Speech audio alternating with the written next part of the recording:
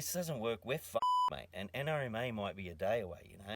People always talking about weights and caravans, but you've got to take tools, mate. You've got to allow some weight for tools, because I'm 100 Ks out of any town right now, and unless I go out there and drop me pants to that road chain, he's not stopping, mate. When you stop and you're doing long trips, you should always check in here to see the temperature of the hub, right? Because your bearing is here. The whole wheel rotates on that, right?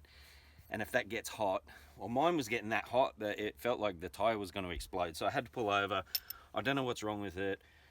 I'm booked in to get a bearing service in Esperance, but that's 650 Ks away. So I'm just trying to doctor it, but it can't keep going the way it is. So my advice, always carry tools, and I'll do a video on what tools I think you should take. And if that means you're overweight, then I can join the club, mate. The bearing itself, it doesn't look that bad. If this has got no grease in it and it's just melted the grease away, then usually you've got a bearing that's stuck, but I've got a ton of grease, so I don't know what's going on. I checked, I don't have a brake stuck on. That's another thing. You can have a brake in there that's creating heat. I don't have that. Wheels can spin freely.